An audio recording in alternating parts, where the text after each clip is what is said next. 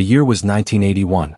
For 22-year-old Yossi Ghinsberg, the world was too small, too ordinary. He wasn't chasing a career or a house. He was chasing a story, an adventure so profound it would rewrite the map of his soul.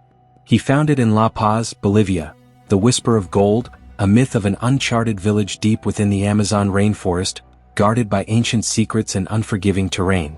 His quest was shared by three others: Marcus Stam, a quiet, kind Swiss teacher already weakened by dysentery; Kevin Gale, an American photographer rugged and prepared, but with a growing sense of caution; and Karl Rupprechter, an Austrian geologist, the self-proclaimed guide, charismatic, authoritative, and utterly magnetic. Karl was the key. He claimed to have mapped the region decades ago. He was the only one who spoke of the Tsimane village, the hidden river, and the gold. He was a beacon of knowledge, or so Yossi desperately hoped. They started together, a fellowship of four, walking for days, the rainforest closing in around them like a wet, green fist. The beauty was overwhelming, but the discomfort was constant. Leeches, sweltering heat, the gnawing anxiety that comes from leaving the last traces of civilization behind. But Marcus, the Swiss teacher, was failing. His dysentery was a relentless thief, stealing his strength with every painful step. He was slowing them down. Their dream was turning into a deadly drag. We had to move faster. But how do you tell a friend, a man you've walked hundreds of miles with, that his weakness is a threat to your own survival? The jungle doesn't accept excuses. It only accepts action. Karl, the guide, offered the solution: the river. He proposed they build a raft and ride the Tucci River. It would be faster, easier on Marcus, and, according to Karl, would lead them straight to the gold. Kevin and Yossi, young and eager, agreed instantly. The river meant salvation and speed. But Marcus hesitated. He was tired of moving. He wanted to return to civilization on foot, no matter the pain. The conflict tore the group in two, creating a fracture that would prove fatal. We are explorers. We don't turn back because of a small discomfort. The raft is the only way to save time and save your legs, Marcus. The river is waiting. I feel bad about this. The river is too fast. I want to walk, Karl. I need to walk back. I can't go on the water. The argument raged on the muddy bank. Karl, realizing he couldn't force Marcus, made a stunning decision. He would abandon the group. He claimed his map showed a different route back to La Paz that only he could manage. He led Marcus off into the deep jungle, promising to return him to safety. They left their shared camp, vanishing into the trees, leaving Kevin and Yossi alone on the riverbank. The decision was made. The fellowship was broken. Kevin and Yossi, trusting the river would carry them home, launched their flimsy, handmade raft. The two pairs had separated. The dream was now a nightmare waiting to unfold. The river, which had promised salvation, now delivered the first brutal shock. A sudden, violent, unstoppable cataract. The raft was tossed like a toy. Kevin shouted, but his words were swallowed by the roar of the rapids. In seconds, their entire world was upside down. The raft shattered against a jagged black rock. Yossi fought against the crushing current, lunging for a piece of floating debris, a splinter of their destroyed raft. He surfaced, gasping, only to see the horrifying sight. Kevin, swept around the bend, lost to the current, screaming a single desperate word: Yossi! And then, silence. Yossi was alone. He was stranded on the bank of an unknown, hostile river, with no tools, no map, and no idea if Marcus, Karl, or Kevin were alive or dead. The true survival test had begun. Yossi dragged himself onto the muddy bank, his body a mass of raw scrapes and bruises. His head throbbed. He had lost everything: his pack, his water, and the hope of seeing Kevin again. He could hear the river's relentless, mocking rush. The only possessions he had left were the tattered clothes on his back, a small tin of matches, miraculously dry in his inner pocket, and a belt knife. The jungle's darkness was total. This wasn't the comforting dark of a forest. It was a smothering blackness, alive with the sounds of things hunting. He spent his first night in a makeshift shelter of broken branches, curled up, shivering. He was plagued by a different kind of fear, the fear that eats the mind from the inside out: isolation. He tried to light a fire, using his precious matches, but the wood was waterlogged. He failed. Suddenly, a pair of eyes glowed in the darkness. Close. Too close. The silhouette was low, sleek, and immense. Puma. Yossi froze, his heart hammering a frantic rhythm against his ribs. He had nothing. No spear, no defense. Only his voice. He forced a deep breath and roared, a primal, ragged sound that tore his throat. He yelled insults, threats, anything to sound bigger, more dangerous than the predator. The sound startled the cat. The eyes vanished.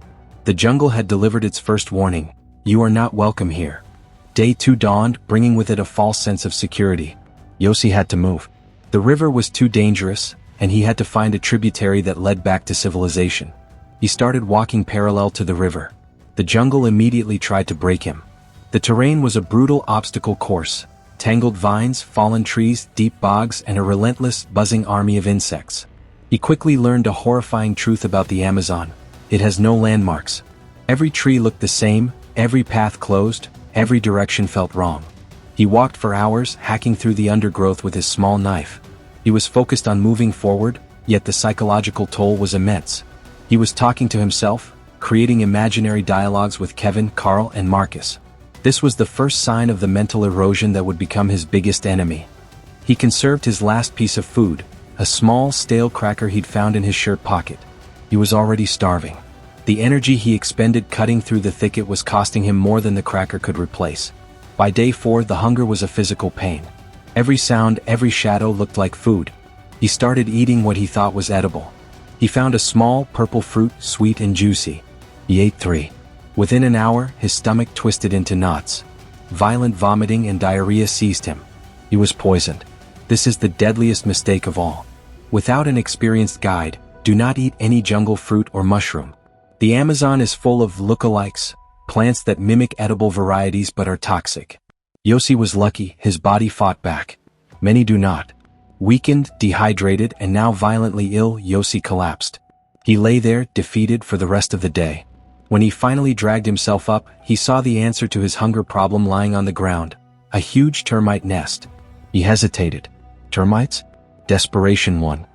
He cracked open the nest and scooped up handfuls of the small, white, crunchy insects. They tasted chalky and slightly metallic, but they were protein. They were survival.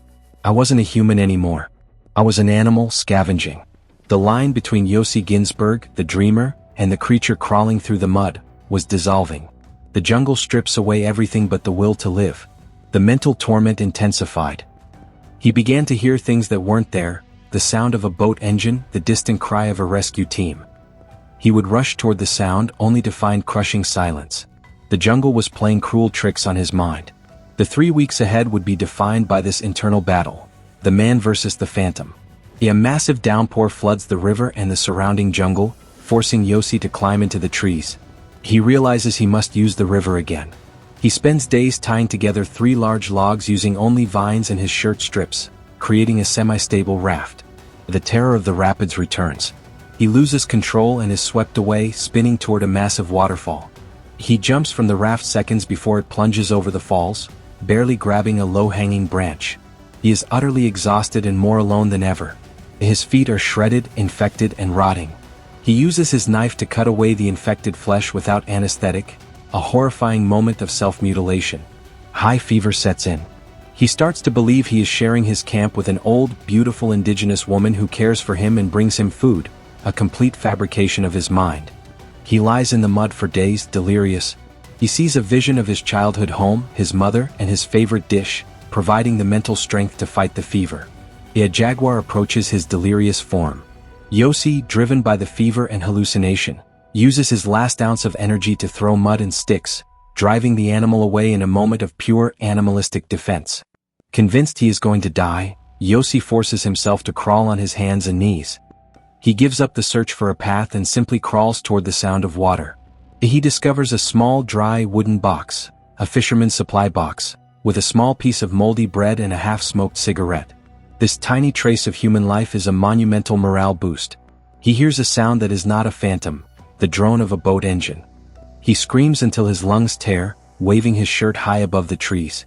A group of local fishermen, led by Kevin Gale, who had miraculously been rescued days earlier and led the search, spot his movement. Kevin had kept his promise and searched for him relentlessly. The emotional, shattering moment of reunion. Yossi is skeletal, delirious, and barely clinging to life. Yossi is treated for severe infection, malnutrition, and dehydration. His miraculous recovery. The fate of the other 2. Marcus was never found. His body was likely claimed by the jungle. Karl Ruprechter was a fraud, a wanted criminal and con artist who likely abandoned Marcus and fled. Yossi's realization that the jungle didn't break him, it purified him. Survival wasn't a physical test. It was an extreme lesson in mental resilience and the power of the human spirit. Yossi Ghinsberg survived 3 weeks in the impossible green hell of the Amazon. He was lost, alone, and without tools. His story reminds us that the greatest survival gear we own isn't the knife on our hip or the map in our pocket. It's the voice in our head that says, "I will not die today." If Yossi's incredible true story resonated with you, show your support by hitting the like button. Subscribe to our channel for more true stories of survival against unimaginable odds. Share this video and remind someone today what true human resilience looks like.